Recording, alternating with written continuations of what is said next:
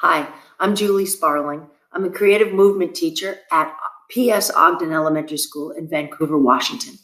This project began when Katie Wolven from the environmental education group called Columbia Springs called me up and asked me if I would use my yoga and teaching skills to help her teach salmon cycle in a more fun and integrated way.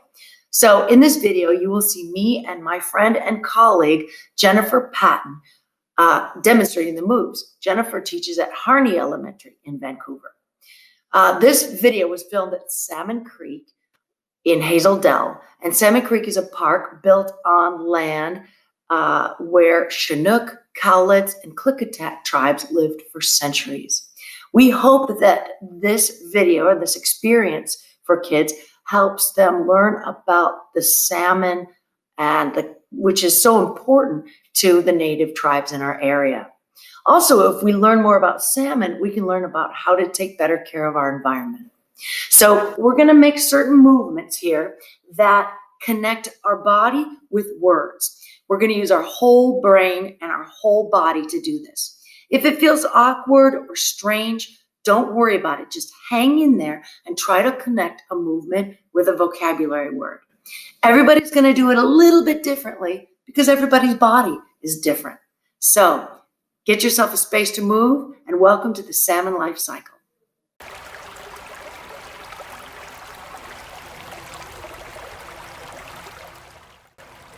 Magic motion adventure. Let's become part of the salmon life cycle. To begin our salmon story, let's travel to the place where the stream begins, up in the mountains. Stand up tall like a mountain. The snow on the mountain begins to melt and forms a cold stream flowing down the side of the mountain. Melt into forward fold and sway from your hips like a mountain stream. As the water flows farther downstream, it rolls and bounces over rocks, mixing it up and adding oxygen to the water. All creatures that live underwater breathe oxygen, and the riffles and rapids help mix oxygen into the water. First, let's do our riffle breath arms. To become a riffle, take a big breath through your nose and let it out, making a sound. As you slide one hand down the opposite arm, you're mixing oxygen into the stream. To become a bigger rapid in the stream, take a deep breath and make a puh, puh, puh sound as you pat one hand down the other arm. At the end of a calm pool, we look at the gravel in the stream. There's a spot that looks like the gravel has been swept clean by a broom. Let's dive down. We look closer and see that it's actually a salmon's nest, which is called a red. So let's move our legs back into plank position. Hold it there, looking at the eggs. How many do we see? The eggs are buried under the gravel, and we decide to shrink down to egg size into child's pose.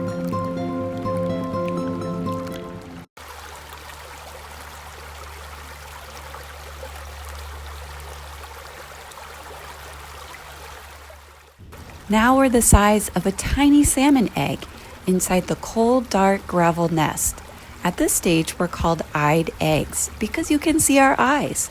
Let's keep this ball shape and roll onto our back, rocking back and forth in the soft sway of the current.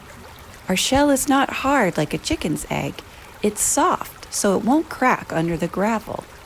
We can see what's going on around us as we sit inside this egg. We look around and see 2,000 of our brother and sister eggs around us.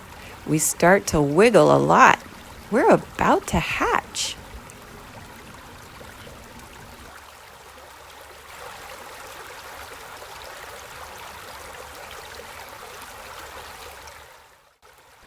Pop! We've hatched, and now we're called Alvin. We flip onto our bellies to wiggle and burrow into the gravel. We look like tiny minnows with a big orange yolk attached to our tummy. The yolk is like a backpack full of snacks. We don't have to find our food, we'll just eat from this belly snack pack. After a while, we'll leave the gravel to hide in the roots of trees or under fallen logs. We call these fallen logs woody debris. Some of us can stay as Alvin, and some friends can stand in their best tree pose with one foot rooted in the ground as if your toes could become roots and go into the earth. Tree roots are good hiding spots for salmon, and the branches also make shade to keep the river nice and cool.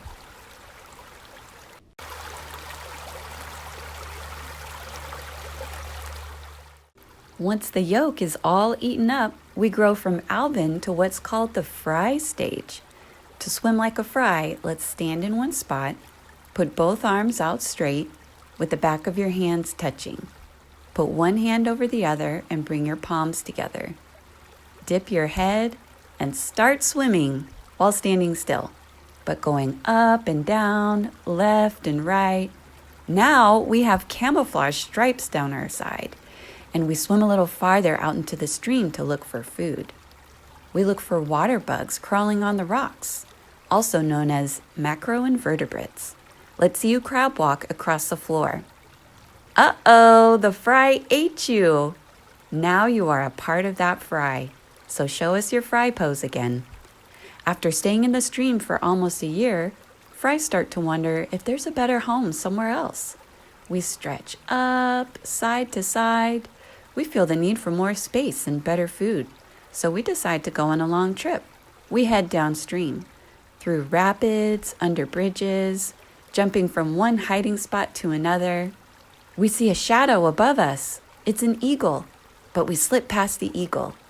To do an eagle pose, we lift one leg over the other as if sitting with legs crossed in a chair. We turn our hand under and bring our eagle wings in tight. See if you can balance an eagle pose.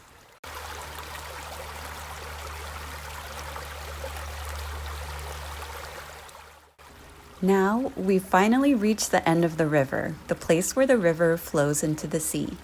The water tastes salty now. We have to wait here until our bodies have changed to be able to breathe salt water instead of fresh water. Place your hands on your cheeks like gills. And first, breathe out all the fresh water. 2, 3, 4. Breathe in the salt water. 2, 3, 4. Breathe out. 2, 3, 4. And breathe in. 2, 3, 4. Good. This change is called smoltification. When we are adapted to salt water, we're called smolts. Look around at this place where the river meets the sea. It's called an estuary. We can come to our bellies here and rest, lifting up in upward dog, letting the current of the river sway like a hammock. There are lots of trees and bushes lining the bank of the river, and those trees are working hard to keep the water clean for salmon. The trees on the side of the stream are called a riparian buffer. Their roots hold the soil in place and filter the water to make it clean. Take one foot in under you, balance on it, and lift the back leg up like a branch. Let your fingers be the roots in the riparian buffer. Your hand stabilizes you like roots, and the roots of plants and trees along the stream stabilize the earth and hold it together so the stream doesn't get too muddy.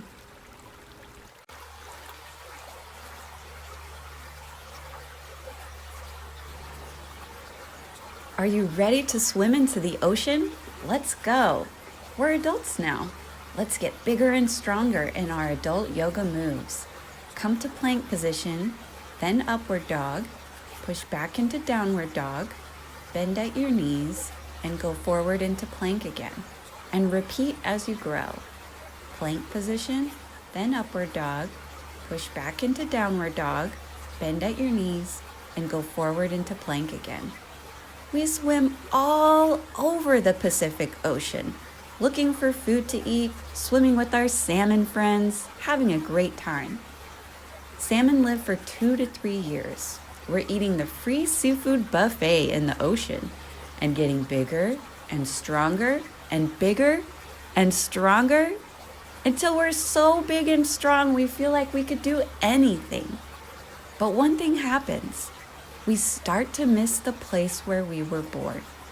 Bring a leg bent under you, bring your torso up tall, and look around. The ocean is great, but we really miss the river.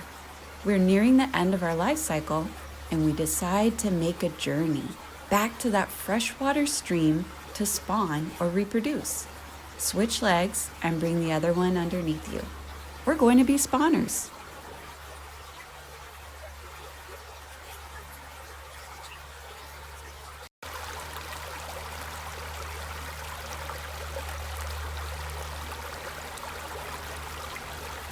Let's do our adult swimmer cycle one more time as we swim back to our home spawning spot. The journey will be tough, but guess what? We are not alone. We're making that journey with all our other salmon friends, thousands of them. Now rest in the estuary again. This is your swaying upward dog movement. We continue swimming once again, passing the riparian buffer. Take 1 foot in under you, balance on it, and lift up the back leg like a branch. Let your fingers be the roots in the riparian buffer.